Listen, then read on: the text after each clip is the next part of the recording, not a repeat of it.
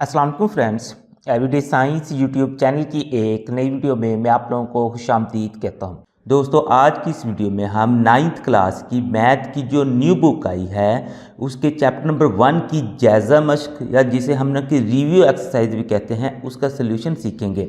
अगर हम जायज़ा मश्क का पहला ही सवाल देखें तो वो कहता है कि हर बयान के नीचे 4 जवाब दिए गए हैं, आपने सही जवाब के गिर्द दायरा लगाना है। यानी कि ये MCQs हैं जो आप लोगों के पेपर में पहला ही सवाल आता है। तो अगर हम इसके MCQs देखें तो वो हमारे पास ना कि कुछ 4-5 MCQs हैं जो नातक और गैर नातक अदाद से मुतल्लक हैं। तो इसलिए इन MCQs को अच्छे तरीके से बगैर रटा लगाए अगर हम याद रखना चाहते हैं तो हमें नातक और गैर नातक अदाद के डिफरेंस यानी फ़र्क का पता होना चाहिए। तो उसके लिए हम ना सबसे पहले देखते हैं कि फिर ये नातक और गैर नातक अदाद होते कौन से हैं। तो सबसे पहला जो उनमें ना कि डिफरेंस आता है ना तो वो है जी, अगर कोई हमारे पास मुकम्मल मुरब्बा आ जाएगा। ये देखें, अगर कोई हमारे पास मुकम्मल मुरब्बा आ जाएगा, जैसे फॉर एग्जांपल मैं कहूँ 4 का हमारे पास जज़र आ जाए या फिर 9 का जज़र आ जाए, तो इस तरह से हमारे पास कोई मुकम्मल मुरब्बा जो आ जाएगा तो वो हमारे पास नातक अदद होगा। और अगर हमारे पास मुकम्मल मुरब्बा ना हो, जैसे 3 का जज़र उसके बाद 5 का जज़र, तो ये हमारे पास ना कि गैर नातक अदद होगा। अब हमें कैसे पता चलेगा कि ये मुकम्मल मुरब्बा है या नहीं है? तो अगर आप लोगों के पास इस तरह से ना कि जज़र के साथ आ जाए ना कोई भी सवाल और आप लोगों से पूछे कि बताएं ये नातक अदद है या फिर गैर नातक अदद है, तो उसका सिंपल सा हल ये है, आप अपना कैलकुलेटर लें। इस तरीके से कैलकुलेटर आप लोगों के पास हो, फिर आपने ये करना है कि यहाँ पे ना कि जज़र की अलामत ना ये वाली जो है दबाएं। उसके बाद जो नंबर उसने दिया है, जैसे फॉर एग्जांपल अगर 4 का जज़र दिया है तो आप जैसे इक्वल करेंगे इसका जवाब एक नंबर आएगा, यानी कि शारिये में जवाब नहीं आएगा। अगर शारिये में जवाब नहीं आता तो ये हमारे पास एक मुकम्मल मुरब्बा है यानी कि नातक अदद है। अगर हम अपोजिट चलें तो हम जज़र दबाते हैं और 5 का जज़र फॉर एग्जांपल ले लेते हैं, तो ये देखें तो हमारे पास जवाब जो आ रहा है वो शारिये में आ रहा है। जब शारिये में जवाब आएगा तो वो मुकम्मल मुरब्बा नहीं होगा, और अगर मुकम्मल मुरब्बा नहीं है तो वो हमारे पास गैर नातक अदद है। तो एक तो ये इनमें ना कि डिफरेंस आ जाएगा, यानी कि आप लोगों के पास जज़र वाले सवाल आएंगे, आपने अपने कैलकुलेटर से उसका जज़र लेना है। जज़र लेने के बाद अगर तो वो आप लोगों के पास शारिये के बिना जवाब आ जाए, एक नंबर आ जाए, तो वो मुकम्मल मुरब्बा होगा, और मुकम्मल मुरब्बा होगा तो वो नातक अदद है। अगर आप लोगों के पास इस तरह का कोई नंबर आए जिसका आप लोग जज़र भी लें और शारिये में जवाब चला जाए, तो फिर वो हमारे पास कि मुकम्मल मुरब्बा नहीं है। और अगर मुकम्मल मुरब्बा नहीं है तो वो फिर हमारे पास गैर नातक अदद है। नेक्स्ट आता है जी मुख्ततम कसर अशारिया, यानी कि आप लोगों को बटे में दी जा सकती है रकम या वैसे लिख के दी जा सकती है। तो अगर आप लोग देखें, आप फॉर एग्जांपल बटे में आ जाए 2/5, इसको आप लोग ना कि तकसीम कर लें। जैसे ये मैं आप लोगों को तकसीम करके दिखाता हूँ। 2/5 को 2 हमारे पास तकसीम है जी 5, तो ये करेंगे तो देखिए 0.4, यानी कि आप लोगों के पास शारिये के बाद है ना, तो ये ना कि शारिये के बाद तकसीम का अमल रुक गया है, यानी कि आगे चलता नहीं जा रहा है, रुक गया है। अगर रुक जाएगा तो वो मुख्ततम कसर शारिया होगी। और जो मुख्ततम कसर शारिया जिसमें कि आप लोग तकसीम, क्योंकि हम कैलकुलेटर जा सकते हैं पेपर में, तो आपने जैसे उसको ना कि तकसीम करके देख लेना। अगर तकसीम का अमल रुक रहा है तो वो मुख्ततम कसर शारिया, अगर मुख्ततम है तो वो भी नातक अदद में आएगी। अब दूसरा ये हो सकता है कि आप लोग उसे तकसीम करें और तकसीम करने से आप लोगों का जो है तकसीम का अमल ना रुके, तो उसमें अब हमारे पास ना कि 2 कंडीशंस हो सकती हैं। एक तो ये है कि अच्छा, उसको हम कहते हैं गैर मुख्ततम। अब गैर मुख्ततम जो होती है उसके ना कि 2 हमारे पास ना कि आगे शाखें होती हैं। एक तो ये है कि वो एक जैसे हिस्से रिपीट करते जाए, जैसे फॉर एग्जांपल कि आपने उसको तकसीम किया, जो भी बटे में रकम आई जाए वैसे उसने आप लोगों को रकम दे दी लिख के, वो इस तरह से ना कि आप लोगों के पास आ रही, यानी कि 2 हिस्से रिपीट, एक हिस्सा रिपीट करे, 2 करे, 2 से ज़्यादा करे, यानी कि वो ना कि हिस्से रिपीट करती जा रही है, तो फिर वो हमारे मतवाली कसर शारिया होगी। और जो मतवाली भी होगी वो भी हमारे पास नातक में आएगी। अब गैर मतवाली में अगर हम देखें, आपने कोई भी नंबर लिया, जैसे फॉर एग्जांपल मैं ना कोई लेता हूँ, मैं 22 उसको डिवाइड कर देता हूँ 7 पे, तो मैं देखता हूँ तो ये इस तरह से ना कि नंबर आगे ना कि चलते ही जा रहे हैं, कि यानी कि ये रुक नहीं रहा। तो इस तरह से अगर कोई हमारे पास आ जाएगा जिसमें रुक भी नहीं रहा और एक जैसे हिस्से भी रिपीट नहीं हो रहे, जैसे ये था हमारे पास कुछ इस तरह से ना, यानी कि एक जैसे हिस्से रिपीट नहीं हो रहे, तो वो हमारे पास गैर मतवाली कसर शारिया, और जो गैर मतवाली होगी वो भी गैर नातक अदाद में आएगी। तो चलें, ये जो डिफरेंस था इसको सीखने के बाद अब हम अपने MCQs की तरफ आते हैं। तो सबसे पहला जो MCQs है वो कहता है 7 का जज़र। अब जज़र में आ गया तो मैंने जैसे आपको बताया था, आपने देखना है कि मुकम्मल मुरब्बा है या मुकम्मल मुरब्बा नहीं है, तो उसके लिए आप लोग कैलकुलेटर लें। अब कैलकुलेटर से आप लोग जज़र, उसके बाद आपने कि 7 लिखना है। जैसे इक्वल करेंगे तो आंसर ये देखें, ये शारिये में आंसर आ गया। जब शारिये में आंसर आ गया तो इसका मतलब है कि ये मुकम्मल मुरब्बा नहीं है, और अगर ये ना कि मुकम्मल मुरब्बा नहीं है तो ये फिर हमारे पास गैर नातक अदद हो जाएगा। अब दूसरे नंबर पर आते हैं, वो कहता है कि पाई और ई हैं। तो ये जो पाई और ई है ना, इसकी कीमतें मैंने ना यहाँ से आप लोग की ना बुक से ली। अगर आप लोग देखें ना, इसमें तकसीम का अमल ना कि चलता जा रहा है, यानी कि रुकता नहीं। तो इसका मतलब है कि ये हमारे पास ना कि गैर मुख्ततम होगी। अब गैर मुख्ततम है तो हमने ये देखना है कि मतवाली है कि गैर मतवाली है। अगर तो फॉर एग्जाम्पल ये मतवाली होगी तो वो नातक अदाद में आ जाएगी, गैर मतवाली होगी तो फिर वो गैर नातक अदाद में आ जाएगी। तो अब हम देखते हैं कि ये देखें, इसमें ना कि कोई भी हिंसा 1, 2 या 3 वो रिपीट नहीं हो रहे, यानी कि मुख्तलिफ हिंसे आते जा रहे हैं। इसमें ई में भी मुख्तलिफ हिंसे आते जा रहे हैं। तो इसका मतलब ये है कि ये गैर मतवाली है।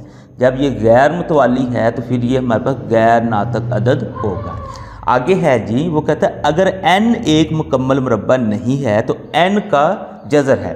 तो इसमें वो कह रहा है कि आप लोगों के पास n है एक, और वो ना एक मुकम्मल मुरब्बा नहीं है, तो n का जज़र क्या होगा। तो मुकम्मल मुरब्बे का मैंने आप लोगों को पहले बताया। फॉर एग्जाम्पल वो कहता है कि 3 है और 3 का आप लोग जज़र लें तो वो क्या होगा। तो 3 का जज़र हम ना कि ले लेते हैं। अगर तो हमारे पास इसमें तकसीम का अमल रुक जाएगा तो फिर ये हमारे पास ये देखें, ये शारिये के साथ आ रहा है। अगर ये शारिये के साथ आ गया तो ये फिर हमारे पास मुकम्मल मुरब्बा नहीं है।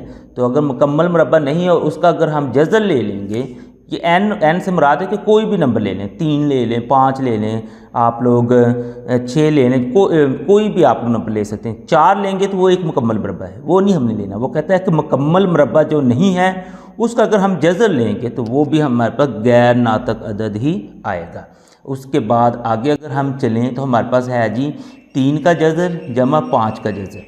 अब अच्छा ये देखें ना, 3 का जज़र जमा 5 का जज़र। तो इसमें अगर आप लोग देखें 3 का जज़र जो है ये भी हमारे पास एक मुकम्मल मुरब्बा नहीं है। जिस आप लोग इसको अगर कैलकुलेटर से इसका जज़र लेंगे तो ये शारिये में चला जाएगा, ये भी शारिये में चला जाएगा। जब ये दोनों ही आप लोगों के पास मुकम्मल मुरब्बे नहीं हैं तो जब उनको जमा करेंगे तो वो भी मुकम्मल मुरब्बा नहीं हो सकता, यानी कि ये भी हमारे पास फिर क्या है, गैर नातक अदद।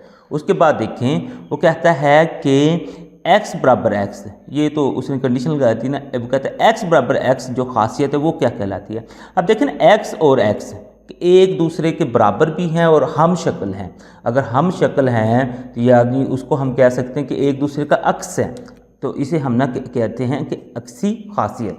अब देखें, अक्सी खासियत हमने इसको क्यों कहा कि अक्स होता है, जैसे फॉर एग्जाम्पल के एक इंसान है तो उसका जो साया बन रहा होता है तो वो दूसरे इंसान से ना कि बिल्कुल मुख्तलिफ होता है। यानी कि एक इंसान का अपना साया होता है, फिर दूसरे का दूसरा होता है।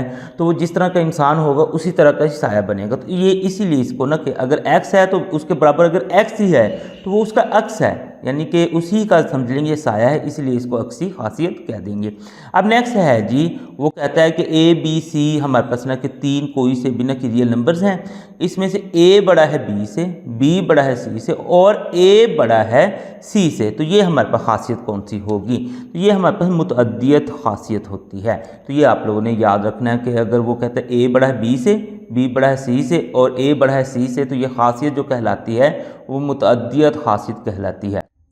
अगर हम ये 7वां MCQ देखते हैं तो उसमें हमारे पास है जी 2 की x ज़रब में है जी 8 की x बराबर है 64 के। तो वो कहता है कि x किसके बराबर होगा, यानी कि वो कहता है कि इसमें से x की कीमत क्या होगी। तो इसके लिए हमें ना इसे थोड़ा सा हल करना पड़ेगा। हमारे पास है जी 2 की x और 8 की x। तो हम लिख लेते हैं 2 की x ज़रब है जी 8 की x और बराबर है जी 64 के। तो हम क्या करते हैं कि 8 की भी तस्दीक कर लेते हैं और 64 की भी। इधर हम ना कि साइड पे तस्दीक कर लेते हैं 8 की भी और 64 की भी। तो ये पहले हम ना कि ये इसकी 64 की करें तस्दीक, तो ये हम ना कि इस तरह से करते जाएंगे। तस्दीक में हम ना कि छोटे से छोटा जो होता है नंबर उस पर इसे ना कि डिवाइड करते जाते हैं। तो ये इस तरीके से होगी। इसी तरीके से आप लोग 8 की भी कर लें, इधर ही हम 8 की कर लेते हैं। 2 4 8, 2 2 4 और 2 1 2। तो ये हमने तर्जीह कर ली। अब इसको ना कि हम ना कि पुट कर देते हैं। तो यहाँ पे देखें 8 की जो तर्जीह है ना कि 2 की पावर हमारे पास 3 होगी। तो अगर हम ये टोटल देखें, x पहले था 3 ये है, तो ये 3x होगी। अब इधर देखें तो 2 की पावर 1 2 3 4 5 6, 2 की पावर हमारे पास होगी 6।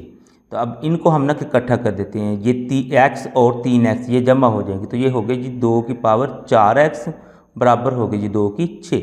अब ये 2 2 से कट गया तो हमारे पास 4x बराबर हो जाएगा जी 6 के। अब इसको अगर हम मज़ीद हल करें तो हमें चूँकि x की कीमत चाहिए, तो ये 4 इधर इजाफी है, इधर जाके तकसीम हो जाएगा, तो ये बन जाएगा 6/4। अब इसको हम ना कि मज़ीद काट लेते हैं, तो ट्रैक ही काट लेते हैं। ये आंसर थोड़ा सा उसमें जा रहा है सही में। तो ये 2 2 4 और 2 3 6, तो ये हमारे पास 3/2 इसका आंसर आ जाएगा। यानी इसको जब हम काटेंगे तो 3/2 इसका जवाब आ जाएगा। तो यहाँ से हम देखते हैं कि 3/2 कौन सा ये है, तो ये इसका ना आंसर है। इसको आप लोगों ने ना कि सॉल्व करके इसका ना आंसर लगा लेना है। 8वें पे आए, वो कहता है कि फ़र्ज़ करें ए बी जो है वो रुकन है रियल नंबर्स के, तो ए बराबर बी हो और बी बराबर ए हो, यानी ए बी के बराबर हो और बी ए के बराबर। तो ये वाली खासियत क्या कहलाती है? पीछे हमने देखा था, वो हमें क्या कहा था उसने, x बराबर x, यानी कि ये बिल्कुल एक दूसरे का अक्स थे, साया थे। इसमें देखें ना कि वो अक्स नहीं है, ये जस्ट ना कि ये है a बराबर b है और b बराबर a है। जैसे हम ना कि कह दें कि हम शक्ल हैं, क्योंकि थोड़ा बहुत ये मिलते हैं, तो इसको हम फिर ना कि तशाकल कहेंगे, इसको अक्सी खासियत नहीं कहेंगे। अक्सी होती तो वो बिल्कुल a बराबर a होता है या b बराबर b होता है, तो इसे ये अक्सी नहीं कहेंगे, इसे हम तशाकल कहेंगे। अब नेक्स्ट है जी, वो कहता है 75 का जज़र और जमा में है जी 27 का जज़र। तो अब वो कहता है कि इसका बताएं कि ये किसके बराबर है, तो इनको भी फिर हमें हल करना पड़ेगा। तो देखें भाई, हमारे पास है जी 75 का जज़र है और जमा में हमारे पास है 27 का जज़र। इनकी सबसे पहले हम फिर तस्दीक कर लें। 75 की पहले कर लेते हैं जी। ये 3 पे जा रहा है, 2 पे तो नहीं जा रहा। 3 2 6, 3 5 15, फिर 5 पे जा रहा है, 5 5 25 और 5 1 5।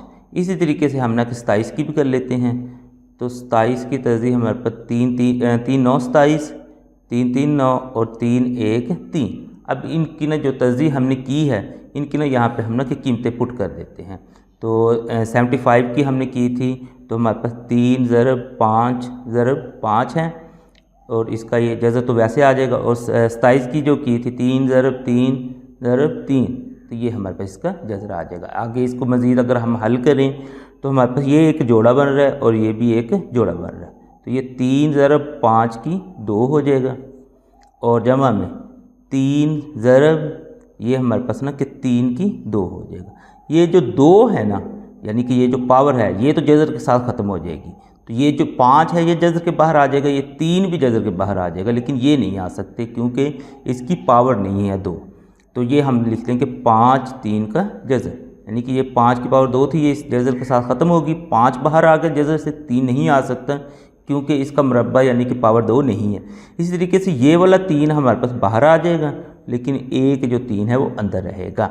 अब बाहर देखें 5 3 का जज़र है और ये 3 3 का जज़र है, तो इन दोनों को हम ना जमा कर सकते हैं, क्योंकि ये भी 3 का जज़र है और ये भी 3 का जज़र। जैसे x वाली रकम को हम x वाली रकम से जमा मैंस कर सकते हैं।